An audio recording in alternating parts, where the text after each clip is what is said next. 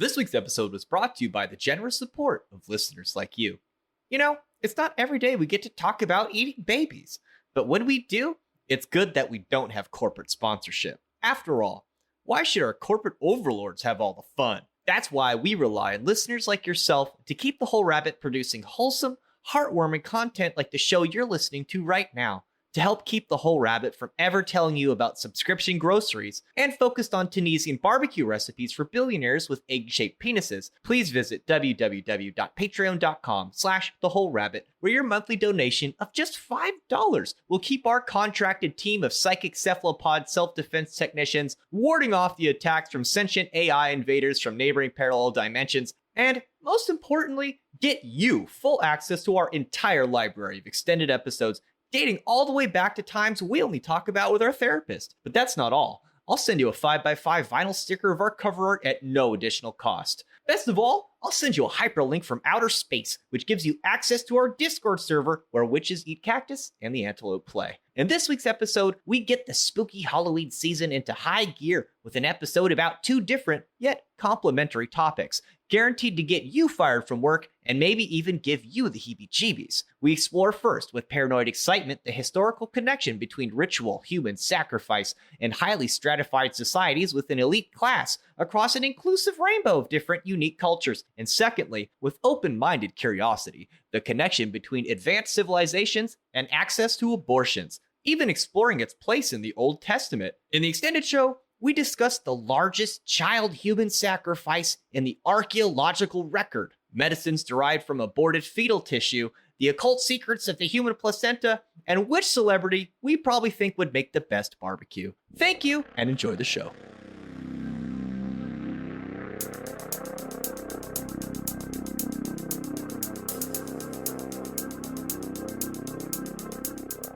No, tell me about Bill Clinton. Bill was crazy, dude. Just banging models, like hot-ass chicks, and fucking killing them left and right. Like 3 or 4 of them. Like at the same time? Maybe. I don't know. This guy's an animal. We can say that, right? Hey, honey, we're doing that episode on child sacrifice now. Hello, everybody, and welcome to The Whole Rabbit, where we don't just tell you the elite class is eating babies only to yell at you incomprehensibly about pizza, ping pong tables, hot dogs, hot tubs, foot rubs, and other delicious morsels. Nay, we pack our bags and head to Tunisia, Peru, Egypt, Paris, and Lady Gaga's house as we discuss the historical truths of child sacrifice, infanticide, and birth control. I'm your host, Hack Rabbit. I'm joined this week by the criminal crunching canine, Mari Sama. Why don't you have a seat right over there? The master menace to Moloch, Malachor 5. This one's for my boy McAfee. And the whispering weapon of Wepawet, Heka Astra. Hello. It was the summer of 2019, and for a brief second, conspiracy theorists everywhere were vindicated by the arrest of Jeffrey Epstein, a known pedophile and human trafficker who had escaped serious charges a little more than a decade earlier, and escaped with a slap on the wrist in Florida State Court for procuring and soliciting a child prostitute. Lurid images of his private island would appear on the news, along with horror stories about baby farms, running an entire ISP for trafficking videos and images online, and a black book that implicated everyone from Donald Trump to the Clintons to the royal family in a wide-reaching social network built upon blackmail, mutual incrimination, and the elite status of the parasite class, which profiteers off war, imprisonment, financial assassination, undermining democracy, the surveillance state, slavery, hegemony, and institutionalized terror. As we all know, Epstein would never face trial because he killed himself in a maximum security prison under 24-hour watch by guards and surveillance cameras who, coincidentally, didn't see anything happen. The names inside his black book and the Lolita Express flight logs would never see court, along with his unending list of co-conspirators. A year later, everyone would be in lockdown, confused and frightened on house arrest, told to fight over scraps of toilet paper and watch as the same class of people ballooned in wealth as private citizens and small businesses floundered helplessly. By the time Ghislaine Maxwell was eventually arrested, people could hardly remember the scandal at all. For many, the idea of the elite class institutionally abusing and maybe even sacrificing children is just too much to believe. After all, accusing somebody of purposefully hurting children is a big accusation and goes against everything society holds dear. Or does it? In this episode, we explore the ancient practices of human sacrifice, infanticide, and abortion to discuss how long these practices have been in civilized society, what they meant to the people who performed them, and begin to unravel how this thread from the past might connect to the present. So Malachor, why is this coming up right now? Well, for starters, it's getting close to Halloween, and I thought, well, why not start looking into some real spooky shit? And I started thinking about ritual sacrifice specifically, and thinking of ritual sacrifice, I think of this governmental cabals that are people and killing babies apparently and throwing them in fire pits, and that's kind of what I've been looking into for the past 3 weeks or so, and getting the fresh update since Trump's term, because I kind of dropped out of that discussion for a bit. Now that we're locking him up, and nobody can accuse us of trying to support him because we're going to talk about the ooky spooky conspiracy state, we can talk about it. Right, the one that he talks about, we're going to talk about that. One that he's a part of as well, in my opinion. But it goes a lot farther back. You know, ritual sacrifice is an ancient thing. And it's always proliferated among the elite class for the development of an advanced civilization. So where should we look to first? To begin our conversation, we looked at pre-Roman Carthage near the beginning of the Common Era. Carthage was the jewel of the Phoenician culture. Carthaginians enjoyed a metropolitan society replete with accommodations modern city dwellers are familiar with today. Libraries, law courts, warehouse districts, patios and front yards, and even apartment complexes, some up to 6 stories tall, with tiled bathrooms, tiled kitchens, and access to municipal water systems built in underground cisterns. Pro tip, they look exactly like the projects. Right, they're straight up blocks of adobe or, you know, whatever this is. Huge cubes with little windows. Yeah, tenement building, basically. I mean, I'm sure back in the day that was the shit. That was awesome. Oh, yeah. It's better than living in the dirt and under a hut or something. Although most Phoenician records were lost during the invasion of Rome, we know they were renowned for their maritime pursuits. The Phoenicians were the first to navigate the ocean by way of the stars, and the first people to circumnavigate Africa, an endeavor which lasted 3 years. That's pretty much going around the world back in their day.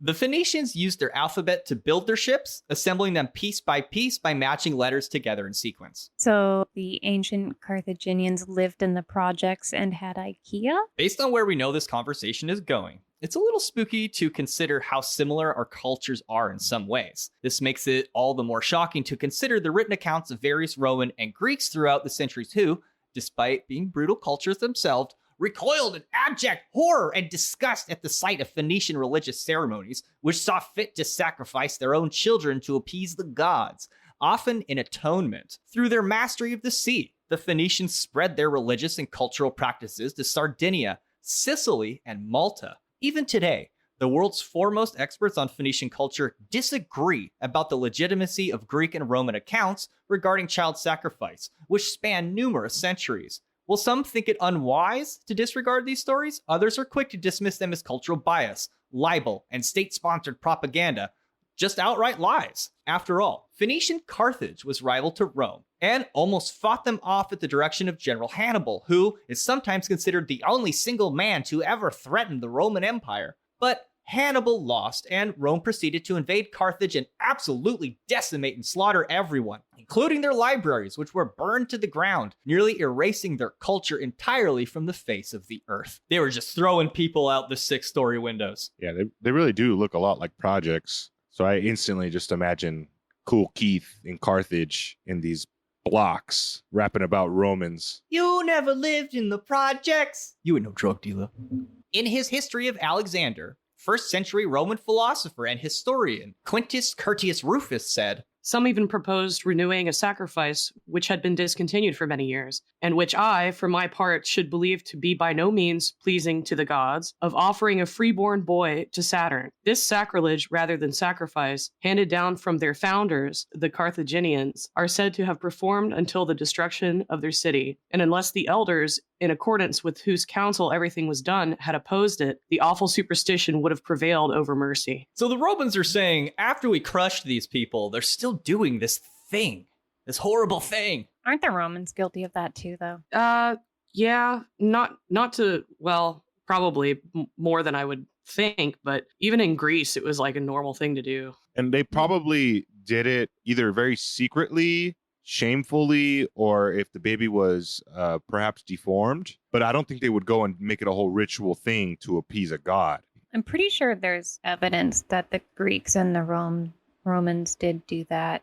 The Greeks for sure, because like Sparta would they would do it like every month, and they would bring like children that were unfit to live to a mountain and leave it there for Yeah. wolves to eat and shit. You could make a strong argument the Spartans were sacrificing kids. Yeah. Oh, they absolutely. There's proof that they were. I don't know if they did it for gods though. That's all I'm saying. But they probably, I wouldn't be surprised if they did. Yeah, I'm just saying I'm pretty sure that there's some kind of evidence for Greeks and Romans doing ritual Yeah. sacrifice at like I'm specific sure. buildings and shit. I'm sure there was some Kronos priest or some Saturn priest in Greece Yeah. or Rome that seems about appropriate if you know the story of those gods or and Yeah. the Titan, you know.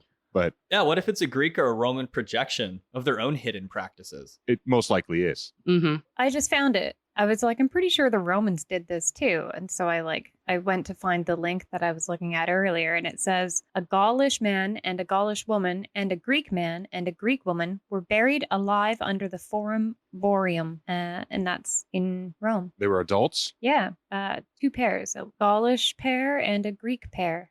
And then the Greeks are also, they found like a human sacrifice of a male teenager at an altar dedicated to Zeus.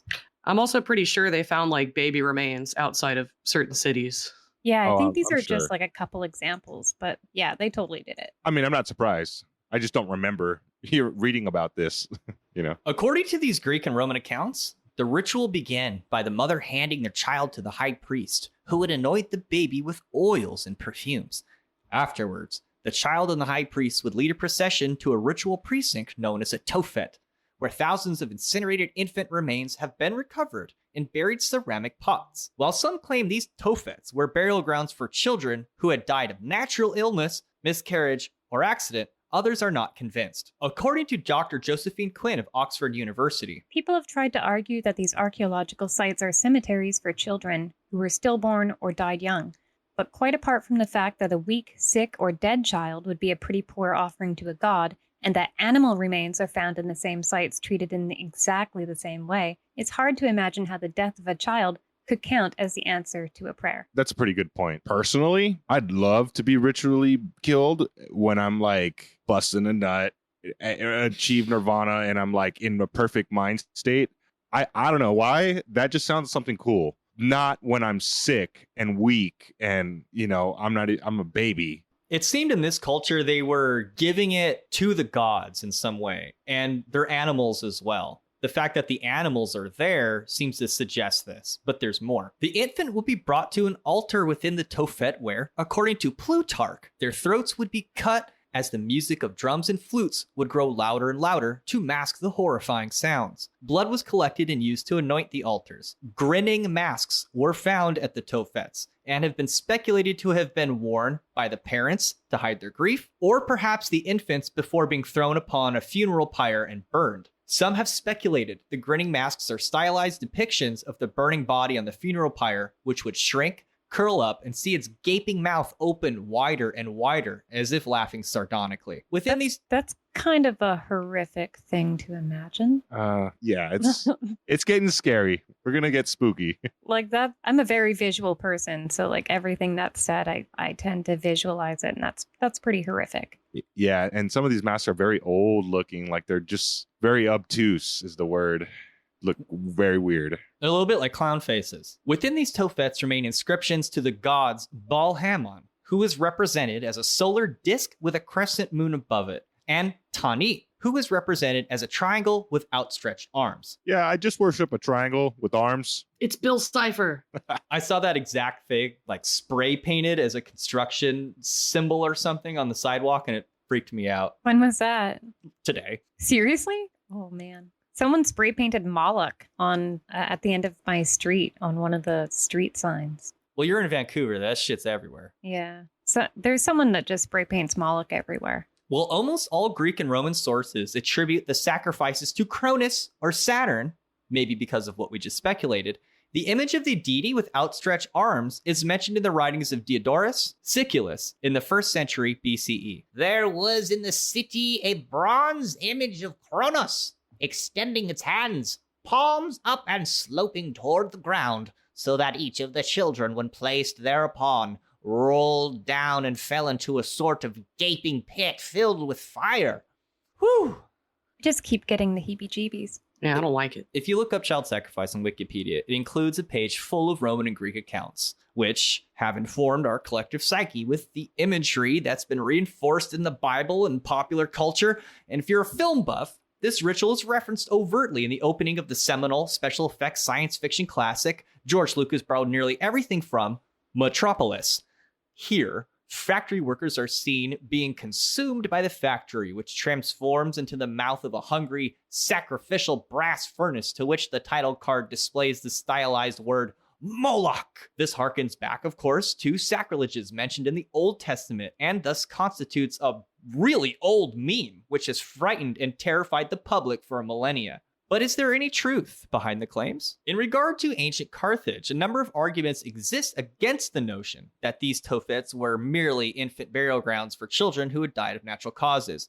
Firstly, the teeth of the burned remains do not show an abundance of disease. Most of the teeth are perfectly healthy and show no signs of metabolic disease like scurvy, anemia, or rickets. Additionally, the teeth seem to show high prevalence of children between 2 and 3 months old. None of the teeth appear to belong to stillborns, and some victims were as old as 2 years old. I read one article saying they had found teeth from stillborns, and now it was the people still argue about this theory, to be fair. Secondly, well, there are a number of human bones with sparing animal bones mixed in. There are a number of ceremonial urns containing exclusively the remains of lambs and small birds, suggesting it wasn't just a burial ground for infants. Perhaps most compellingly, prior to Roman invasion from Greece, the Carthaginians hastily built a stone wall to protect their city. One section of the wall sees it bisecting a burial ground, effectively running straight through it. They were in a hurry after all. Once the same section of wall reaches the Tophet, however, it turns 90 degrees and carefully avoids it. This suggests the Tophet was of greater spiritual value than the regular graveyard right next door. Oh, interesting. Ongoing archaeological analysis continues, as does debate over the Tophets and whether they were a site for burying children who had died naturally or for victims of institutionalized religious human sacrifice. Carthage is now modern-day Tunisia. Just for funsies, look up a picture of Tunisia and then look up a picture of Epstein Island, just for fun. Just Google those two things together. It's really... Ooh, that is strange. Yeah, the buildings are the same. It's not the Channel Islands, right? Is it Canary Islands? Where is he at? Little St. James. I don't ever want to sail in those waters anywhere near there. Did you know a Disney cruise stops there? Oh God! No, I didn't know, but if that was a fucking Jeopardy answer, I would say Epstein's Island. I would. Yeah, it's in the Virgin Islands. That's right. I forgot. It's a meme. Oh, that's gross. They straight up just meme on us every step of the way. Dude. We're getting there. We're getting there. So the plane was actually called the Lolita Express. It wasn't like a nickname or something. Okay, and if you don't know why the name Lolita is relevant, can you tell us why? Dude, I had to look that up. Okay. Really? Yeah, I had to look that up because it flies over a lot of people's heads. So let's just say foreign. It's a book about a little girl. Well, I forget. think it was made into a movie, wasn't it? It's a dude that has a relationship with a little girl. Ugh. Yeah, and it's like everybody, okay, if you've been on the internet as long as I have, everybody knows what that is. So it's about a girl who's sexually abused by an adult, a young girl. And I believe her name's Lolita. I might have a detail wrong there. I think that's that's correct. Okay. But so Lolita Express is literally like express service child rape. Mm-hmm. Like that's what he named his plane. That's so messed up. That's super messed up. And he would work with young models. Gross. To fly to the Virgin Islands. Like it's just a big meme. It's just a big fucking psyop. Like we don't. Well, he tempted them there like, oh, you can come to my fancy beach island and have a vacation and we'll just do photo pictures or whatever. Think about it. The only way off the island is on that plane. So a lot of people, there were girls saying that they got trapped there and they couldn't speak English and shit and they couldn't get away or ask for help. Oh, God. Yeah, it was terrifying stuff. Of course. It was just him, though. It was just him. And his buddies. And he's dead now, so everyone's safe. It was. Yeah, we don't have a list of people who landed there. No, we don't. Definitely doesn't exist. Not yet, at least in history, because Carthaginians, they didn't have planes. No, they didn't. as far as the topic of religious infanticide goes, I think it's fair to try and unravel it by taking a look at how ancient cultures viewed certain topics like abortions and miscarriages. Because logically speaking, if a culture penalized abortions, we might get a clue as to whether they were even capable of infanticide in a religious rite of sacrifice. We know that as far back as we can go into recorded history, there have been pregnant women trying to have abortions. It's a practice that's been around since ancient times. The earliest recorded evidence of deliberately inducing a miscarriage comes from 2737 to 2696 BCE in a Chinese medical text attributed to the Emperor Shen Nung, where mercury is referred to as a substance used to cause abortion. The anthropologist George Devereux did an exhaustive review in 1954 of 350 ancient and pre-industrial societies regarding their abortion practices, where he concluded there is every indication that abortion is an absolutely universal phenomenon and that it is impossible even to construct an imaginary social system in which no woman would ever feel at least compelled to abort. So it's not a new phenomenon. I think 4chan could imagine one. 4chan has the best imagination in all time, just so you know. They have quite the imagination. I'm not saying it would stand a chance to be real, but they could imagine one, at least. I just wanted to say, too, ancient Chinese, they liked mercury a lot. They used it for all kinds of stuff. They thought of it like as an elixir. They would even drink it and handle it. They knew it was also poisonous, but they thought that you die if you drank it because you just were a piece of shit or something. Like when they found the tomb of the terracotta soldiers and stuff, they found that he had like a whole moat of liquid mercury around his tomb. And it's like, how the fuck do you ancient cultured people handle this supposedly extremely toxic, liquid metal? So I don't know. There's just all kinds of psyops going on here. And I'm just wanted to talk about mercury in ancient China and that they liked it and they handled it. China had a lot of history about human sacrifices as well. But this emperor, he's pretty interesting. I think this is the first emperor of China. He's known as being like the emperor that decided to like test out all the different herbs and plants and see what they do. So the dude just like would ingest things or rub things on his body and then like take notes and stuff. And like he's basically like the reason why Chinese medicine is the way that it is. I think that's how he ended up dying too, I think he just like tested with too many different herbs and stuff. I just think it's interesting though too that mercury was used as an abortifacient, and I think that's how you say it. Abortifacient. So that way the emperor wouldn't be pregnant? I just mean like mercury because it's like mercury as in like the divine child kind of thing. I just thought that was an interesting thing to use to cause a miscarriage. It does have an association with children. It's a little bit ironic, isn't it? Mm-hmm. You use mercury because you're sending your baby to the gods. Oh! That makes some sense. You'd need mercury as a psychopomp to help someone cross over and meet Charon to cross the river Styx. So, I don't know, maybe. Mama might go too. Go grab me that jar over there, son. It's time for Mama to say bye. Just chugs it and pieces out. Could just done that with Fireball. Well, that's what we do now. We do that now for 150, 50 ounces. Now, human sacrifice is also a universal phenomenon. And in the course of my research, it's been suggested that it corresponds to the development of more complex and stratified societies.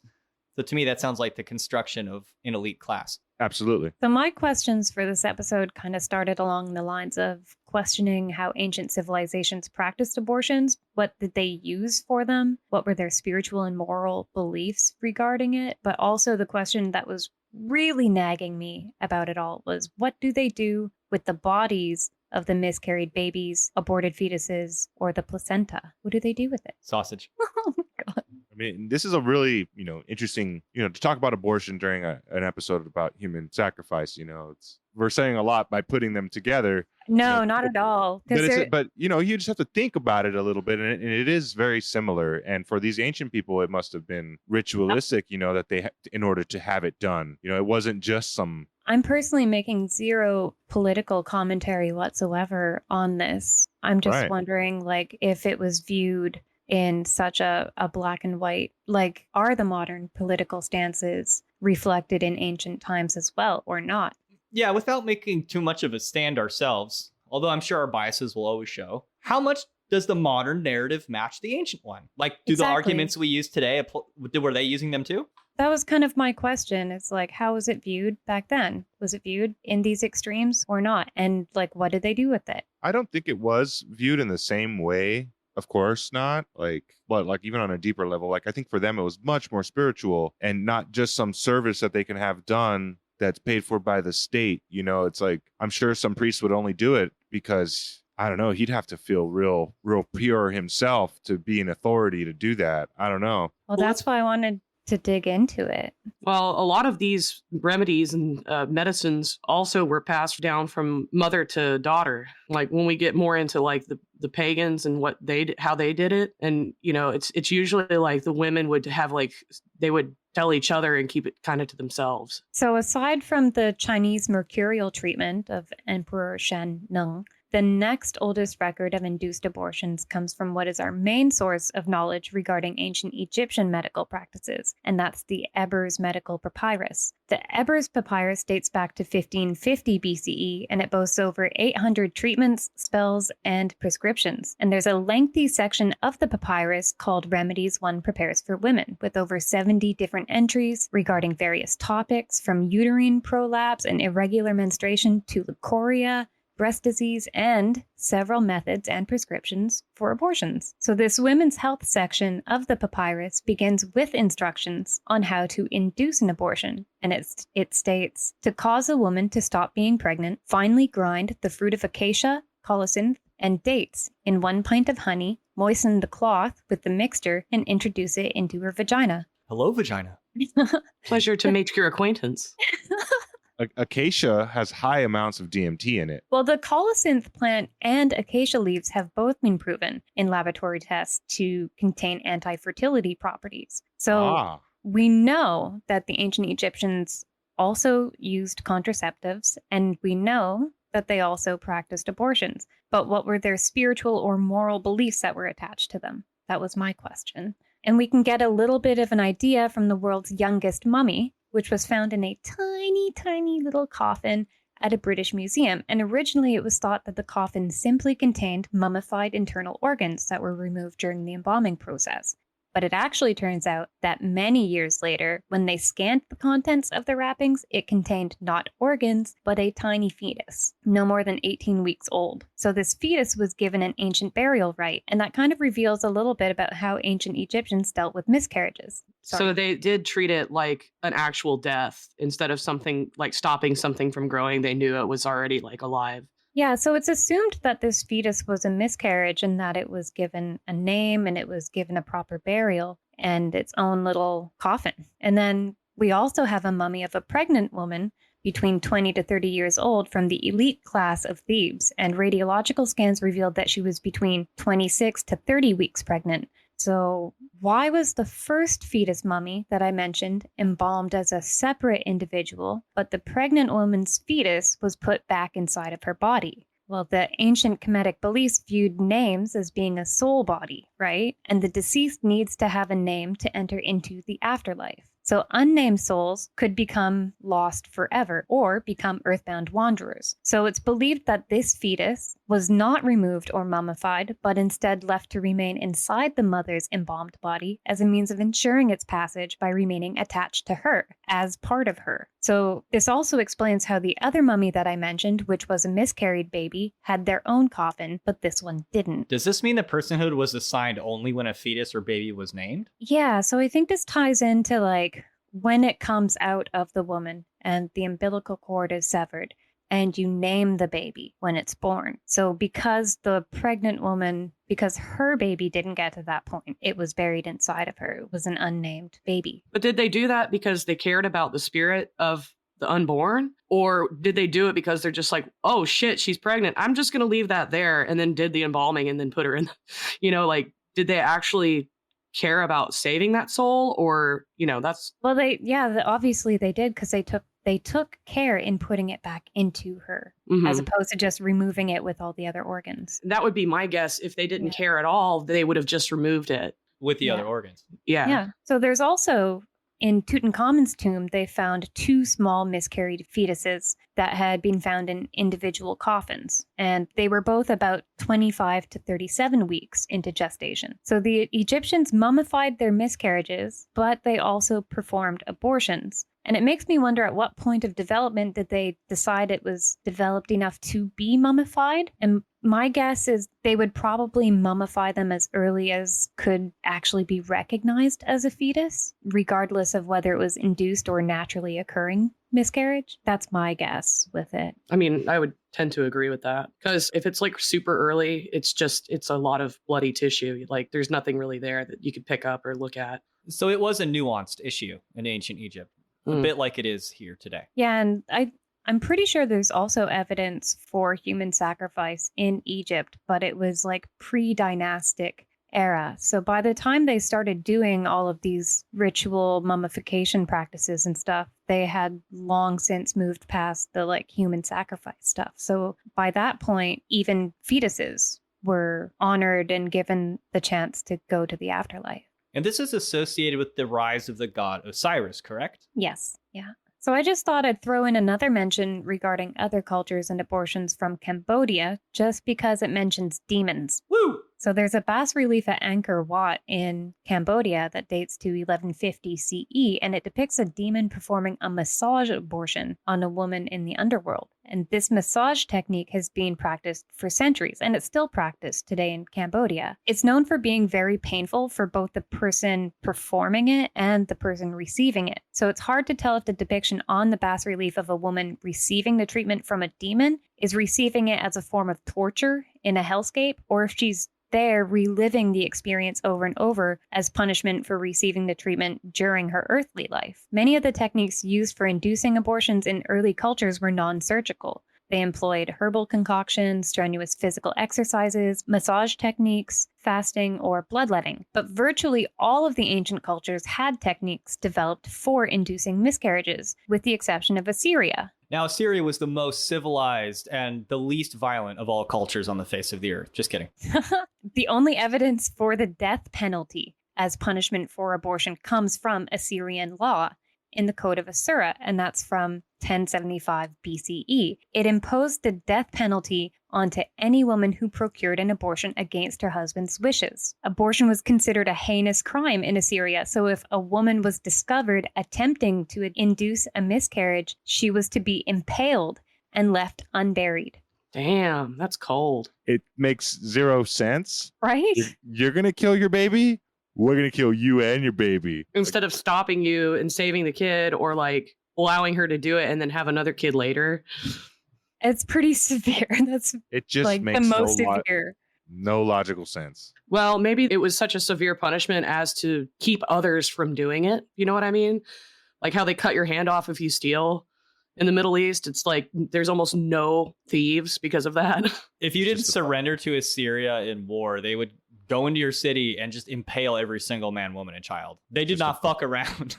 Just a bunch of people with no right hands. So there's some other Near Eastern law codes, like the Code of Hammurabi, but they weren't as severe. They required payment for accidental miscarriages. Yeah, Assyria is like the hardcore one.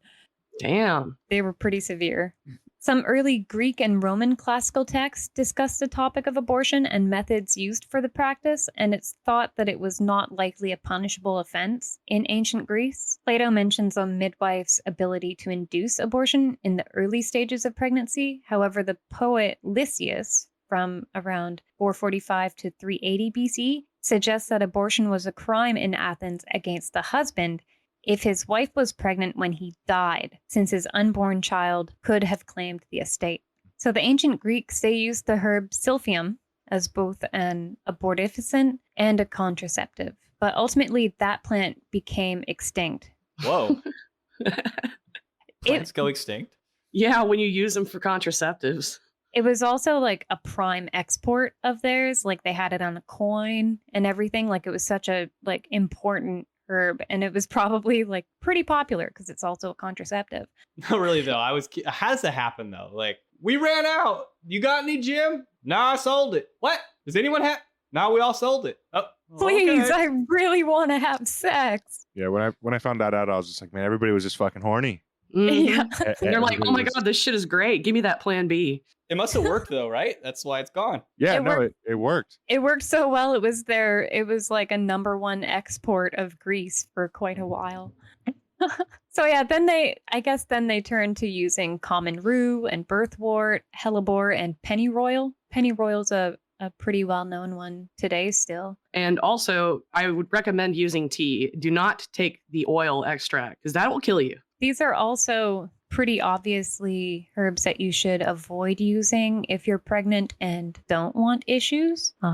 Yeah. So the philosophical, spiritual, and moral implications of abortion in ancient Greece were discussed by several philosophers. So the Stoics described the nature of the fetus to be plant-like in nature and not an animal until the moment of birth, when it finally breathed air. Aristotle wrote that the line between lawful and unlawful abortion will be marked by the fact of having sensation and being alive, implying that before that point it was considered to be morally acceptable. Aristotle then explained that the embryo started first with a vegetable soul, then an animal soul, eventually gaining a human soul at 40 days if male and 90 if female. Well, that's just stupid of that smart man to say. Fucking misogynist. He just And- like immediately discredited himself completely of everything he's ever said. It's Aristotle. Yep, he's a dumbass.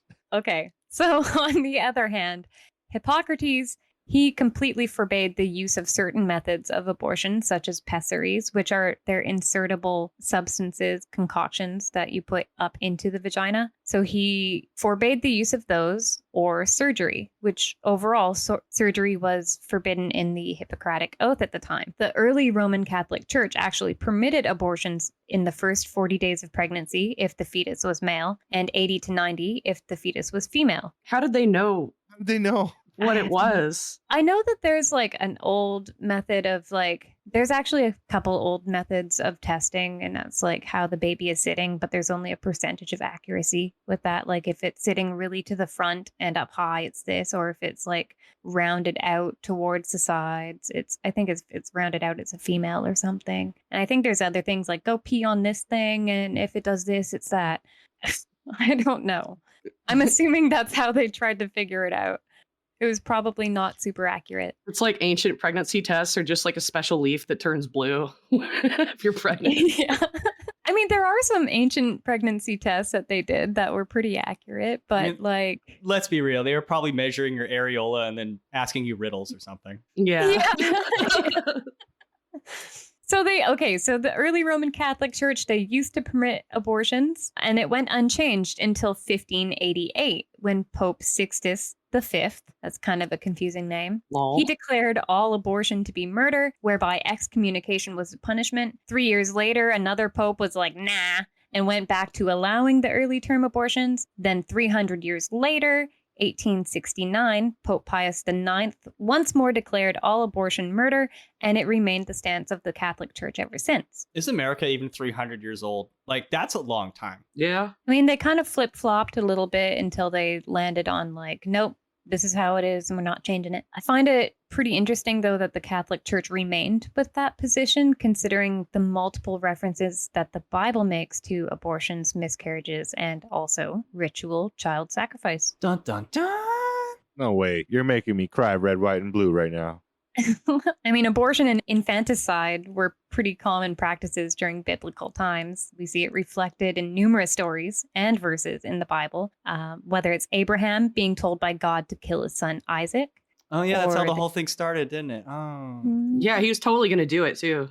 Or the Canaanites offering their children to various deities, like in Psalm 106. There's several other accounts as well, which mention infanticide or abortion in a negative light, like the stories of the pharaohs or King Herod. There also exists some surprisingly pro-abortion and pro-infanticide verses in the Bible. No. I know some people probably don't want to hear it, but No! starting with Jeremiah. Jeremiah laments not having been aborted. Well, who doesn't? he What he an lament- emo. Dude, Jeremiah laments not having been aborted as a fetus in the womb. In the Jeremiah 20, verse 17, during some of his emo rants, he throws in a whole, I wish I was never even born bit. And he says, this is a straight from the Bible, he says, because he slew me not from the womb, or that my mother might have been my grave, and her womb to be always great with me. It's like, oh, woe is me. Why wasn't I aborted? There are no biblical laws specifically referring to a mother aborting her child. However, it does describe giving a fine to someone who is not the husband if they cause a woman to accidentally miscarriage by pushing her. In fact, the Bible actually describes a scenario where a husband should seek out having his wife get an abortion from a priest in the ritual of sota, where the priest administers a bitter water to an unfaithful wife to cause an abortion. The bitter water is described as being made from holy water, dust from the tabernacle floor, and ink from a paper where a curse upon her womb is written and then dissolved into the holy water. The suspected cheating wife then drinks the potion, and if she was indeed unfaithful, has an abortion and becomes infertile thereafter. The biblical God-approved abortion story can be found in Numbers 5, verse 27, where it says, who wants to read this? Is it Bible time? Quote, if she has made herself impure and been unfaithful to her husband, this will be the result. When she is made to drink the water that brings a curse and causes bitter suffering, it will enter her, her abdomen will swell, and her womb will miscarry, and she will become a curse. Is this what's being referenced in Lady Gaga's Bad Romance video? Because I think it is. I think you're right. Go back, watch the Bad Romance video. The attendants make her drink what looks like water, and she's like, no, I don't want to drink it. And then after she does, she is in like this sack with words written on it, and they rip it off of her, and she has to dance for the elite. So in some translations of the Bible, instead of saying her womb will miscarry, some translations say her thigh will rot. And if you look into the Hebrew word for thigh, it's also used for loin, or the center of procreation.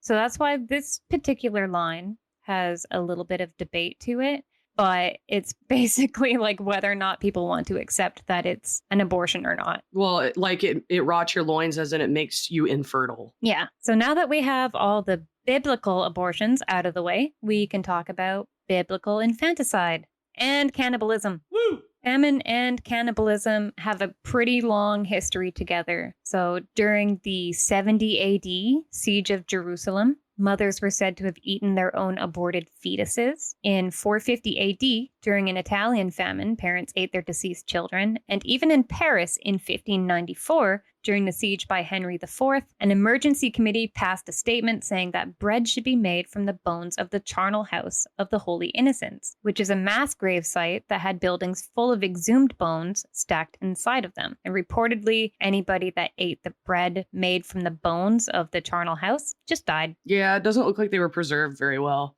This is some Bloodborne shit. Yeah, totally.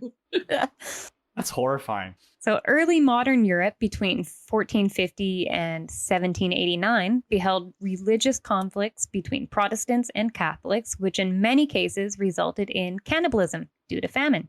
So we know there's historical evidence. Child cannibalism has existed in monotheistic cultures for a fact, but it isn't exactly a new scenario. So let's take a moment to look at the Torah and the Bible. Yahweh threatens multiple times in the Bible with a curse that causes parents to eat their children. It occurs in 3 different books, one of which is my favorite book of the Bible to bring up. That's Leviticus. The book of Leviticus has both blessings involving abundance of children for those who obey God, as well as curses for those who disobey him. In Leviticus chapter 26, verse 29, it says, And ye shall eat the flesh of your sons, and the flesh of your daughters shall ye eat. We see the curse show up again in Deuteronomy chapter 28, 53 through 57 in much greater detail. And thou shalt eat the fruit of thy own body, the flesh of thy sons and thy daughters, which Yahweh hath given thee, in the siege and in the straitness, wherewith thine enemies shall distress thee, so that the man that is tender among you and very delicate, his eye shall be evil towards his brother, and towards the wife of his bosom, and towards the remnant of his children which he shall leave, so that he will not give any of them of flesh of his children whom he shall eat, because he hath nothing left in him the siege, and in the straitness wherewith thine enemies shall distress thee